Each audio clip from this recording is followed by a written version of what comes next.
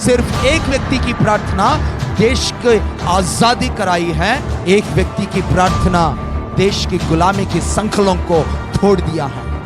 या किसी दूसरा धर्म की किताबों को लेकर के उसे अपने पैरों के तले रौंदना या उस पर थूकना या उसे फाड़ देना देशभक्त कहा जा रहा है। और उस यीशु मसीहा ने, उस बाइबल ने मुझे देशभक्ति के बारे में कुछ और सिखाया। स्वार्थ के बीज में से निकला हुआ पेड़ का फल का नाम है रिश्वत।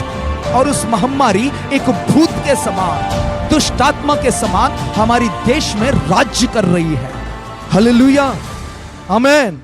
देशभक्ति 15 अगस्त आने से चाहे यूट्यूब हो, व्हाट्सएप हो या इंस्टाग्राम हो या फेसबुक हो, किसी भी प्लेटफॉर्म में देखो, सोशल मीडिया में, वहां पर देशभक्ति हर किसी के हृदय में या दिल में से एक नदी के समान बहती रहती है। लेकिन देशभक्ति का अर्थ आज के दिनों में बदल चुकी है। देशभक्ति को एक पर्टिकुलर धर्म के अंदर रहने वाले या उन पर विश्वास करने वालों को ही और बाकियों को देशद्रोही कहने तक और देशभक्ति का अर्थ बदल चुकी है। किसी धर्म पर विश्वास करना या उसके अनुसार चलना और सिर्फ और वो हां कहने पर हां कहना या ना कहने पर ना कहना देशभक्ति नहीं होती है। और उस धर्म पर विश्वास नहीं करेंगे तो हम देशद्रोही नहीं होंगे। अपने पड़ोसी को लेकर के नफरत से भरे रहना देशभक्ति नहीं है। या किसी दूसरा धर्म की किताबों को लेकर के उसे अपने पैरों के तले रौंदना या उस पर थूकना या उसे फाड़ देना, उसे जला देना, उनके इमोशनली फिजिकली हानि पहुंचाना, यह देशभक्ति नहीं है। इस प्रकार की देशभक्ति नहीं कहा जाता है और इसे कहा जाता है नफरत। इसे कहा जाता है नफरत। और ऐसी नफरत को लेकर के लोग आज देशभक्ति कहते हैं और ऐसी नफरत को खुलेआम करने वालों को देशभक्त कहते हैं। और जिन्हें देशभक्त कहा जाता है, सो कॉल्ड देशभक्त जो हैं, और उन्हें वंदे मातरम की गीत जो है उन्हें गाने तक नहीं आता। जनगणमन जो गाना है उस गीत को गाने तक नहीं आता है, लेकिन उन्हें कहा जाता है ये देशभक्त हैं। लेकिन जिस पर मैं विश्वास करता हूं और जिनकी कदमों में मैं चलता हूं और जिनकी वचन को मैं अपने जीवन की ज्योति मानता हूं, और उस यीशु मसीहा ने, उस बाइबल ने मुझे देशभक्ति के बारे में कुछ और सिखाया है।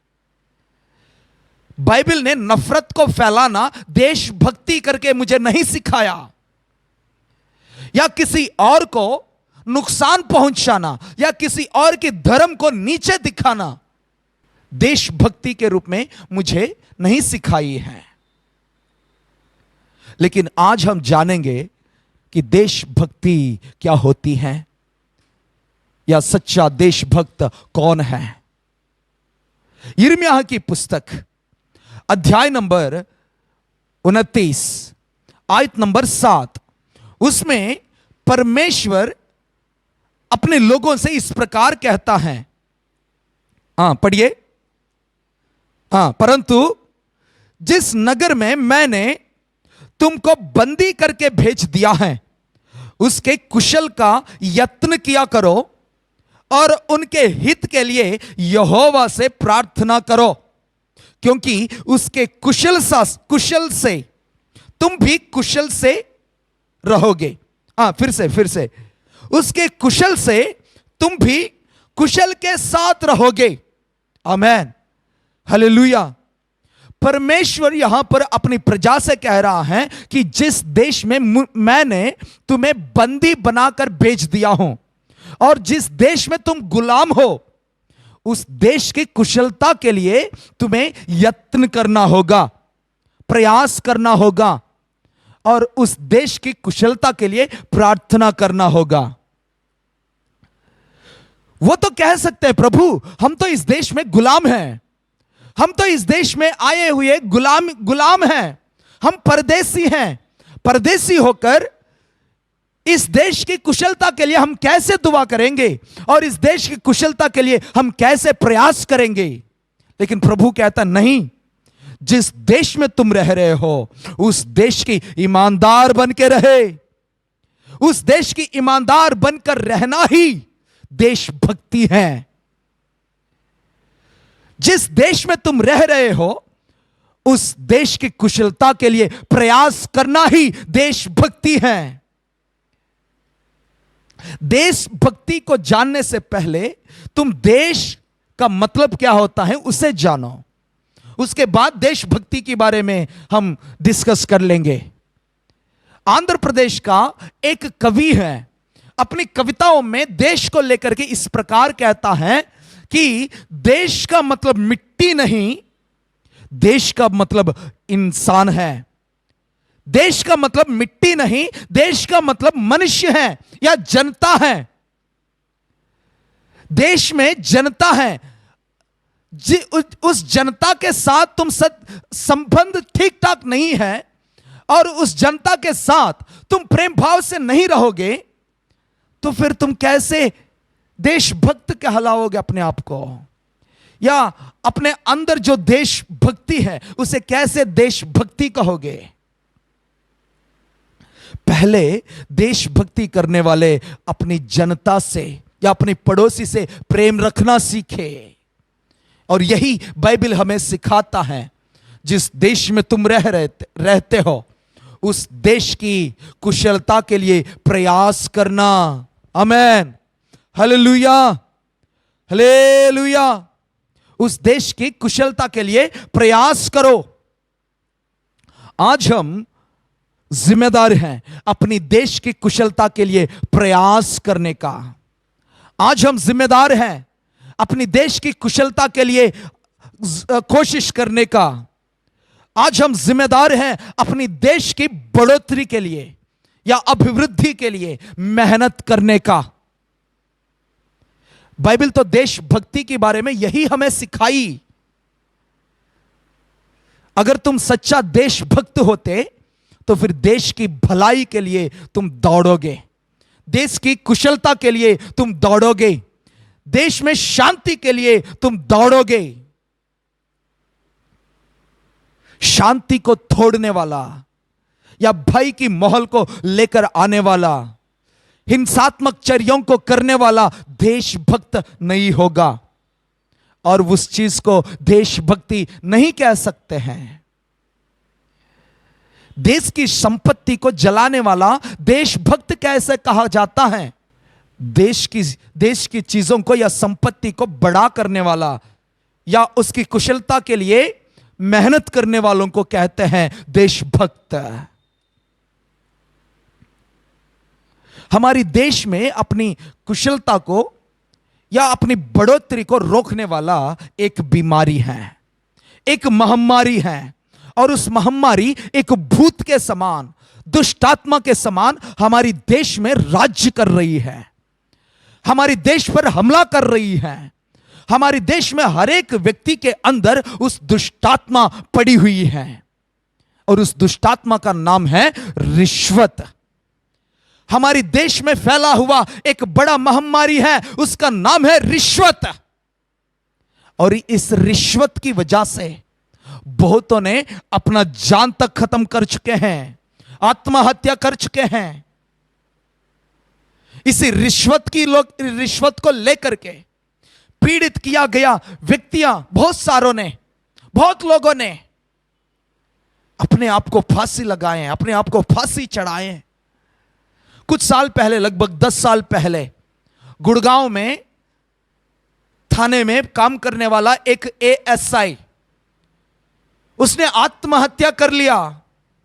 और वो एक लेखा लिखता है कि मैंने इसलिए आत्महत्या किया हूं क्योंकि मैं अपनी ऑफिस में रिश्वत देते देते थक गया हूं। अपने अधिकारियों को रिश्वत देना है हर महीना, उसके बाद ही मुझे इंक्रीमेंट मिलेगी। और इस रिश्वत देने में मैं थक चुका हूं। क्या मैं इस रिश्वत देने में लगे रहूं या मैं अपने परिवार को भी पाल लूं? इसलिए मैं अपने आप को हत्या कर रहा हूं, अपने आप को मार रहा हूं। और इस प्रकार वो एक लेखा लिखता है अपने परिवार को अनाथ छोड़ के, अनाथ करके, और वो खत्म हो जाता है। एक पूरी परिवार को बर्बाद किया हुआ महामारी का नाम रिश्वत है। और यह रिश्वत स्वार्थी आत्मा से पैदा होती है। स्वार्थ के बीज में से निकला हुआ पेड़ का फल का नाम है रिश्वत। जिसके मन में स्वार्थ बैठ जाती है और उसी स्वार्थ ही रिश्वत को डिमांड कर लेती है। मेरा परिवार, मेरा घर, मेरा गाड़ी और मेरे लिए सब कुछ, मेरे लिए ये चाहिए, मेरे लिए वो चाहिए। और इन चीजों पे लालच के साथ जो बंदा आगे बढ़ता है और वो रिश्वत जरूर लेता है। हमारे भारत में यह महामारी बहुत बड़ी बुरी तरह लोगों के ऊपर काम कर रही है। परिवारों को ढा दे रहा है, परिवारों में दुख को भरता है। इसी रिश्वत की आत्मा को हमारे देश में से भगाना चाहिए। और यही देश की कुशलता के लिए प्रयास करने का मतलब है। छोटे से छोटे दफ्तर से लेके बड़े से बड़े की दफ्तर तक, फ्यून से लेके बड़ा ऑफिसर तक, आखिर में अपना वोटर आईडी बनाने के लिए भी रिश्वत देना पड़ता है। अपने मरते मरते दम को बचाने के लिए जहां जाते वो अस्पताल, वहां पर भी रिश्वत काम करता है। पुलिस थाने में भी रिश्वत काम करती है। और इसे कहने में मुझे शर्म लगती है, क्योंकि भारत की नागरिक होने के नाते अपने देश की बुराई में नहीं कर सकता, लेकिन देश की इलाज करना या देश की कुशलता के लिए प्रयास करना मेरा जिम्मेदारी है।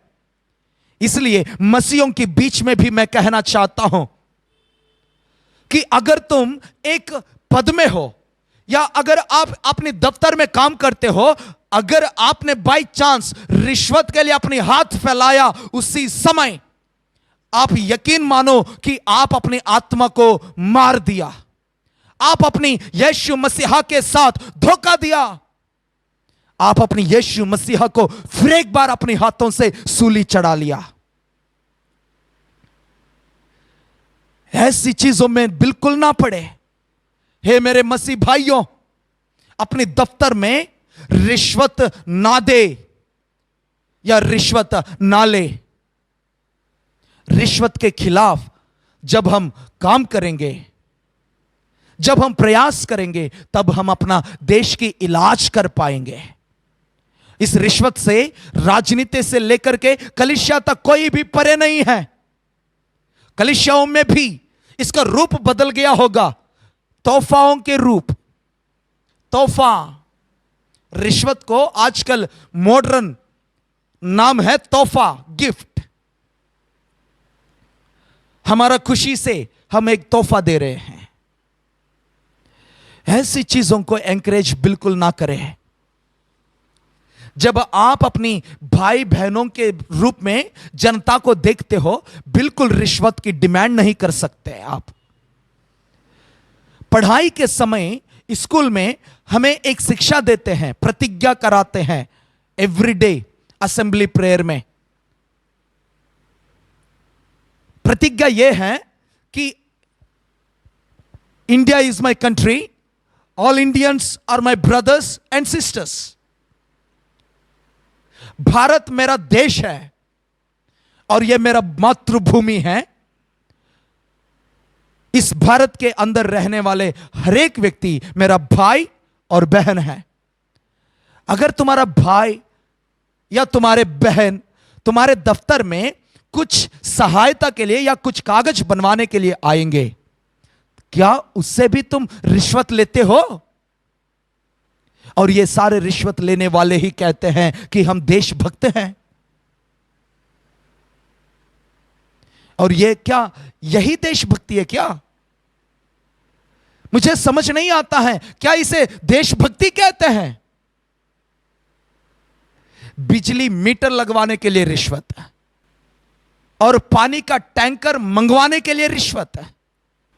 बच्चा पैदा होते ही रिश्वत, और पैदा हुआ बच्चा या इंसान को खत्म करने समय भी, खत्म होने के बाद भी, और उनके अंतिम संस्कार में भी रिश्वत है।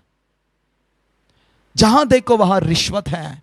इस रिश्वत की जड़ को जला देने का या इसकी बुनियाद को हिला देने की काम सिर्फ और सिर्फ फिल्मों में ही होती है। क्या इस चीज को हम अपनी जीवन में लागू नहीं कर सकते? हम आजादी की महोत्सव मनाने जा रहे हैं। हर साल आजादी की हवा को हम लेते जा रहे हैं, आजादी की मजा उठाते जा रहे हैं, फिर भी अपने पड़ोसी को गुलाम बनाकर रखा है। क्या यह आजादी होती है? क्या यह देशभक्ति कहते हैं इसे? अपनी पड़ोसी को गुलामी बना के रखा है तुमने। अपने दफ्तर में आया हुआ एक व्यक्ति को गुलाम बनाकर रख छोड़ा है। इसे देशभक्ति नहीं कहते हैं मेरे भाइयों और बहनों। बाइबल मुझे यही सिखाता है, देशभक्ति का मतलब देश की कुशलता के लिए प्रयास करना। आज मैं आपको एक बात फिर दोबारा याद दिलाना चाहता हूं कि देखिए, हमारे बीच में अफ्रीकन भाई बहनें बैठे हुए हैं।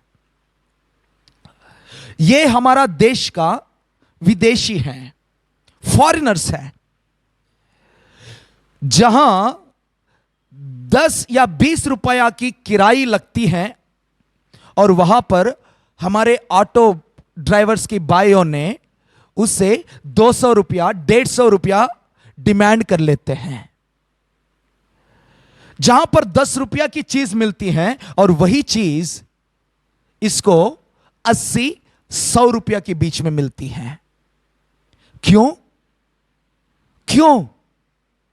जैसे एक विदेशी को देखते हैं और वैसे ही हमारे दिमाग में लूटने की विचार चलती है, या लूटने वाली मन के साथ ही इसे बातें करते हो। लेकिन बाइबल तो कहती है, विदेशी को भी, जो तुम्हारे देश में आकर के रहते हैं, उन्हें अपनों के समान ही आदर दो और अपनों के समान ही प्रेम करो। यही बाइबल मुझे सिखाई है। इस दिल्ली के अंदर दिन हो या रात हो, अलग अलग शहरों से, अलग अलग राज्यों से अपनी पेट पकड़कर आते हैं कमा कर खाने के लिए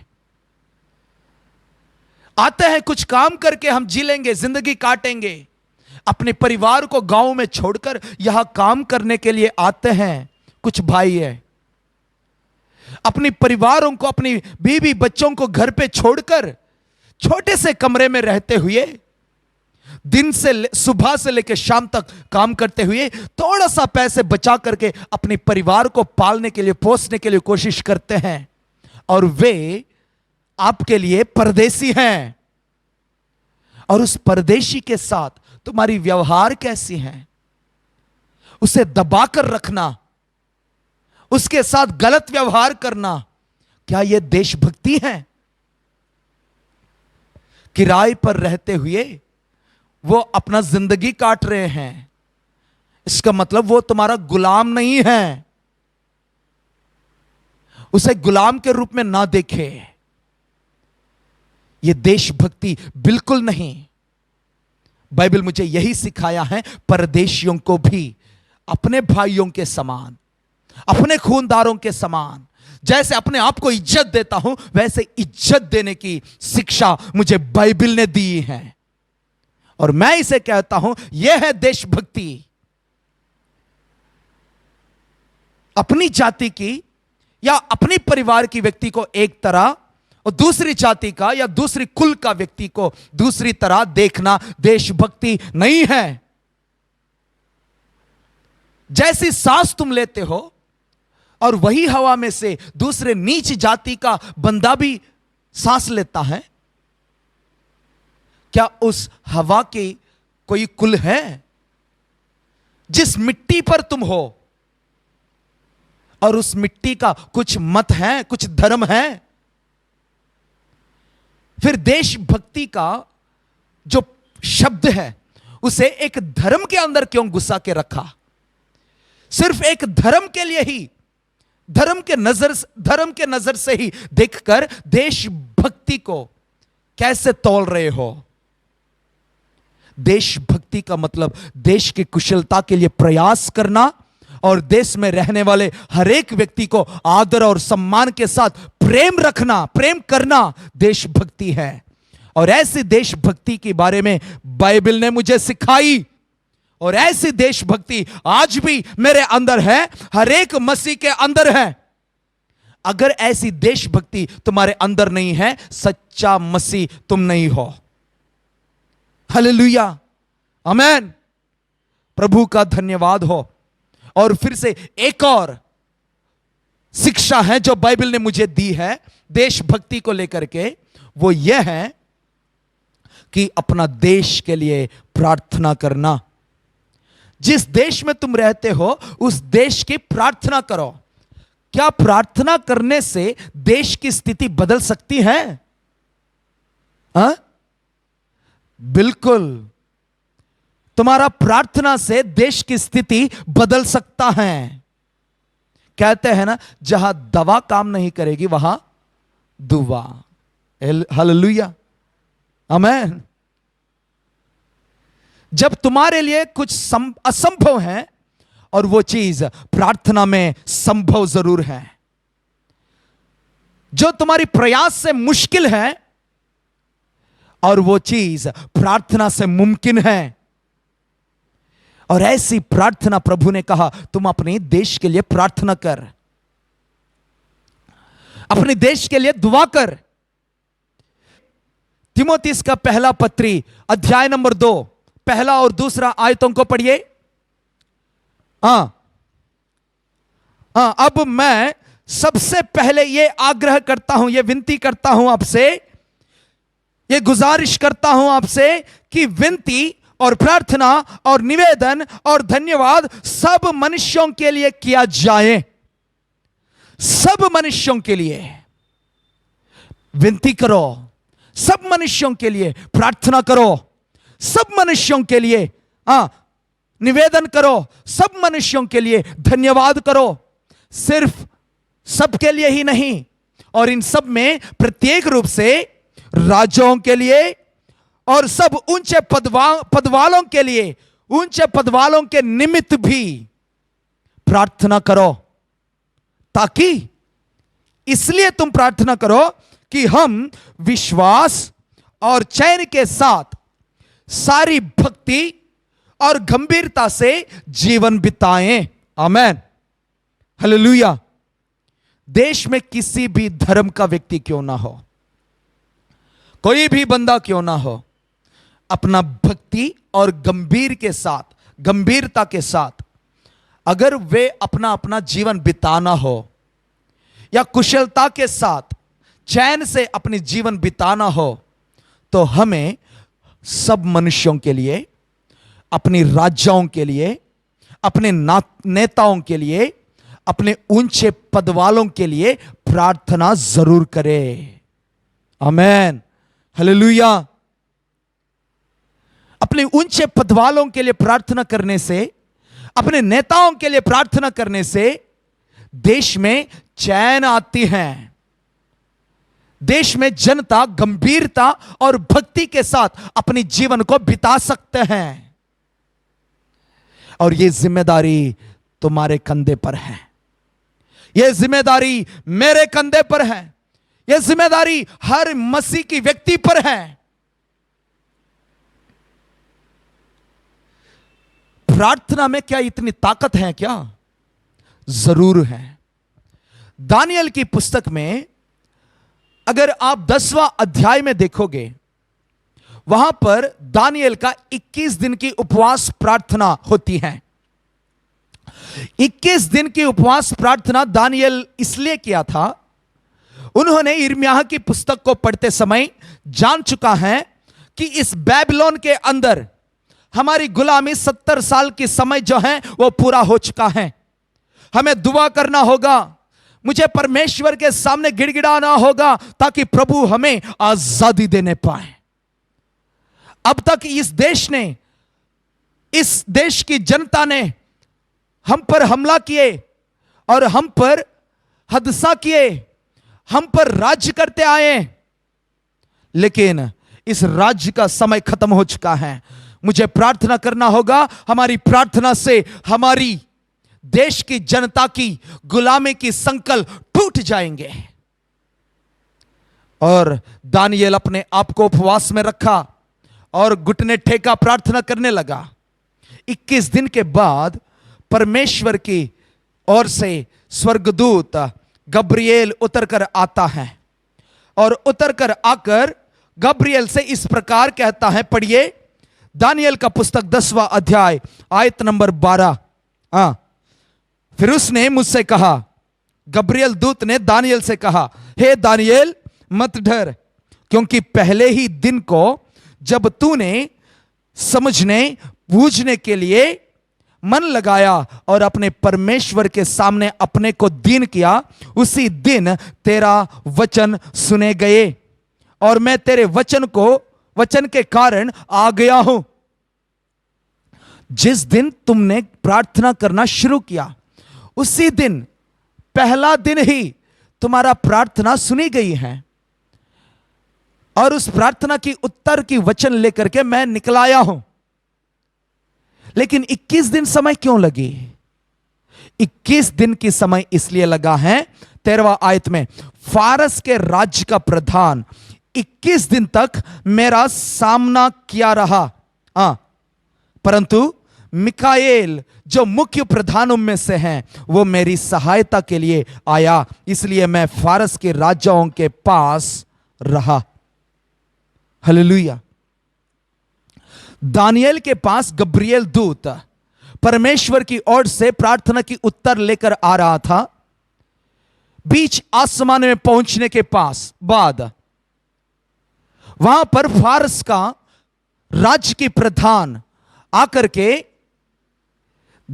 गब्रिएल दूत से लड़ने लगा।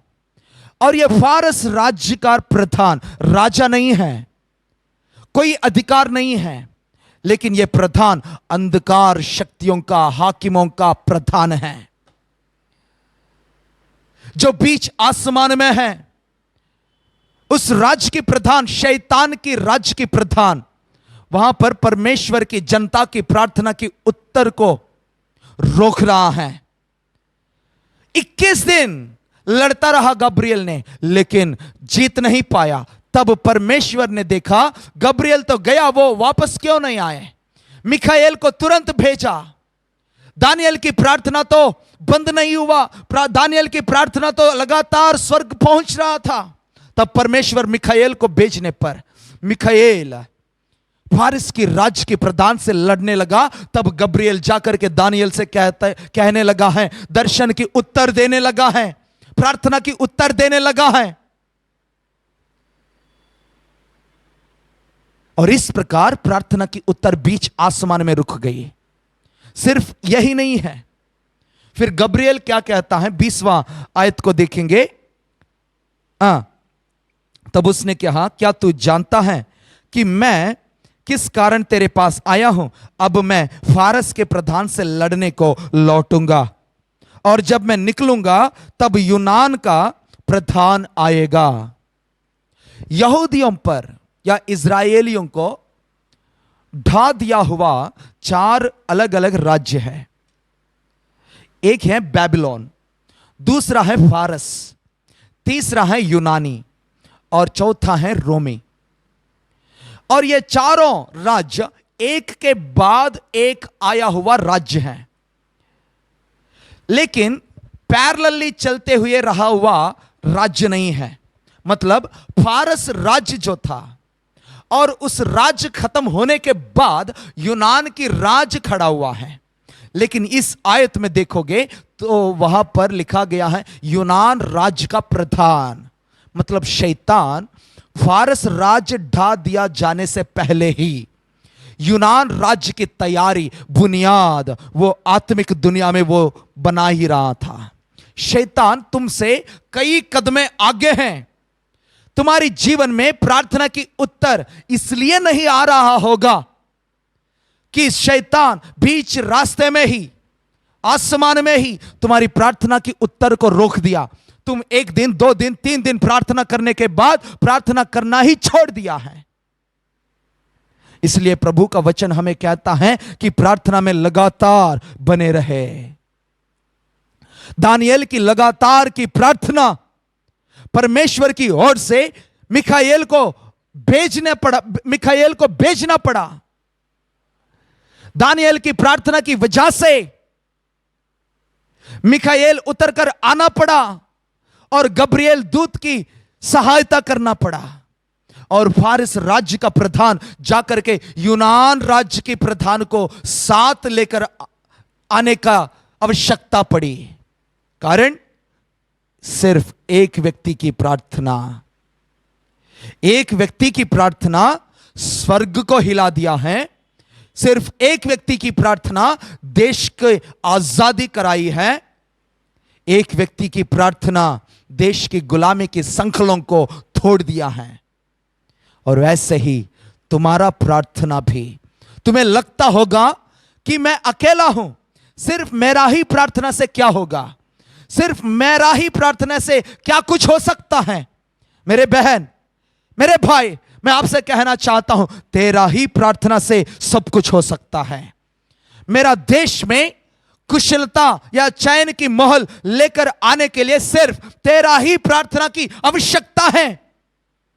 तुम ईमानदारी से प्रार्थना में लगे रहो, बने रहो, और यही तुम्हारा देशभक्ति है। तुम ही सच्चा देशभक्त हो। देश की कुशलता के लिए दुआ करने वाला सचमुच वो देशभक्त है। देश की कुशलता के लिए प्रयास करने वाला सचमुच देशभक्त है। और यही देशभक्ति है जो बाइबल ने मुझे सिखाई। देश की नुकसान करना देशभक्ति नहीं है। देश की संपत्ति को जलाने वालों को देशभक्त नहीं कहा जा सकता। ढा देने वालों को देशभक्त कैसे कहेंगे? बनाने वालों को देशभक्त कहेंगे। गुलाम बनाने वाले को देशभक्त कैसे कहेंगे? आजादी दिलाने वालों को देशभक्त कहेंगे। नफरत फैलाने वाले को देशभक्त कैसे कहेंगे? प्रेम दिखाने वालों को देशभक्त कह पाएंगे। समाज की नुकसान पहुंचाने वालों को देशभक्त कैसे कहेंगे? समाज की भलाई करने वालों को देशभक्त कहेंगे। और यही तो होगा देशभक्ति। और ऐसी देशभक्ति ना करते हुए अपनी जात, अपना अपना अपना अपना इस प्रकार की स्वार्थी स्वभाव फैलाने वाले देशभक्त बिल्कुल नहीं है। हालेलुया, आमेन। शैतान ने उन दिनों में फारसी देश के बाद, फारसी राज्य के बाद यूनानी राज्य के लिए बुनियाद डाल रहा था। आत्मिक दुनिया में, आत्मिक दुनिया में शैतान फारसी राज्य के बाद यूनानी राज्य को खड़ा करने के लिए बुनियाद डाल रहा था। आज भी एआई, आर्टिफिशियल इंटेलिजेंस का बुनियाद शैतान डाल रहा है, डाल चुकी है। आर्टिफिशियल इंटेलिजेंस ये जो चीज है, ये आई सिस्टम जो है, अगर एक बार जनता के बीच में आ गया तो फिर ये जनता को रौंद देगा अपने पांवों के तले। इस एआई सिस्टम के बारे में अगर परमेश्वर हमें समय देता है तो फिर विस्तार रूप से आने वाले दिनों में जरूर जानेंगे कि एआई सिस्टम के बारे में बाइबल क्या कहती है। इंसान का ज्ञान बढ़ते बढ़ते जा रहा है। इंसान चंद्रमा तक पहुंच रहा है, परंतु अपनी पड़ोसी से प्रेम रख नहीं पा रहा है। इंसान आर्टिफिशियल इंटेलिजेंस के रूप में एक लोहे की मूर्ति में अपना बुद्धि डाल पा रहा है, लेकिन पड़ोसी के साथ मेल मिलाप नहीं कर पा रहा है। और यह देशभक्ति जो शब्द है, और इसी शब्द मेरे लिए तो मेरा देश के लिए, मेरे देश की कुशलता के लिए प्रयास करना और मेरा देश के लिए दुआ करना, मेरा देश को आगे बढ़ाने के लिए जहां तक मैं प्रयास कर सकता हूं वहां तक दौड़ने के लिए मैं तैयार हूं। और मुझे लगता है यही देशभक्ति है। क्या आपके नजर में दूसरों के धर्म पर पत्थर मारना या पथराव करना, क्या यह देशभक्ति है? किसी के खाने को लेकर के, किसी की पहनावा को लेकर के, किसी की रहन सहन को लेकर के, किसी की बोल बातचीत को लेकर के मजाक उड़ाना या उन्हें नीचे दिखाना या उन्हें इमोशनली या फिजिकली नुकसान पहुंचाना, क्या यह देशभक्ति है? देशभक्ति का अर्थ आज के दिनों में बदल चुकी है। मेरे भाइयों, हमारी देश के लिए हम दुआ करेंगे।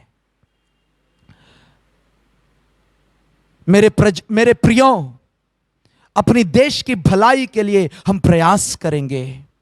और यही तो शिक्षा मसीह ने हमें दिया है। और मसीहों के बीच में भी भेदभाव को ना लेकर आए हैं। बड़े छोटे, गरीब अमीर, फलाना डिनोमिनेशन, हम कैथोलिक हैं, हम प्रोटेस्टेंट्स हैं, हम पेंतिकोस्त हैं, हम सीएनआई हैं, हम बैप्टिस्ट हैं, हम एवेंजेलिकल हैं, हम एंग्लिकन हैं। इस प्रकार की भेदभाव मसीहों के बीच में बिल्कुल लेकर ना आए, क्योंकि गोत्र 12 तो हो सकते हैं, लेकिन उन्हें बुलाए गए हैं इज़राइल। डिनोमिनेशन तो अलग अलग हो सकते हैं, लेकिन हमें एक ही नाम से बुलाया जाता है, क्रिश्चियन। गोत्र तो 12 हो सकते हैं, लेकिन उनकी यात्रा तो एक ही है, कनान तक पहुंचना। वैसे ही हमारी विश्वास या हमारी आराधना करने की तरीका अलग अलग हो सकते हैं, लेकिन हमारी यात्रा तो एक ही है, वह है स्वर्ग तक पहुंचने की यात्रा। और उस यात्रा में इस भेदभाव को ना दिखाते हुए जिस देश में हम रहेंगे और उस देश की भलाई के लिए अपनी जान लगाकर काम करेंगे। और ऐसा ही मसीह बंदा होना चाहिए। आइए हम अपने देश के लिए प्रार्थना करेंगे। अलग अलग शहरों को लेकर के, अलग अलग राज्यों को लेकर के हमारी प्रधानों के लिए प्रार्थना करें, हमारी प्रधानमंत्री के लिए दुआ करें, हमारी फौजियों के लिए प्रार्थना करें, हमारी सेना को लेकर के प्रार्थना करें, और हमारी मुख्यमंत्रियों को लेकर के प्रार्थना करें, और हमारी एमपी के लिए, हमारी एमएलएस के लिए, हमारी आईएएस आईपीएस ऑफिसर्स के लिए प्रार्थना करेंगे। आइए हम सभी अपनी आंखों को बंद करें, प्रार्थना में बने रहे, प्रार्थना करें अपनी आवाज उठाकर। प्रभु, मेरा देश की कुशलता, मेरा देश पर तेरा रहम, मेरा देश पर तेरी अनुग्रह, मेरा देश पर तेरी करुणा को बरसाएं।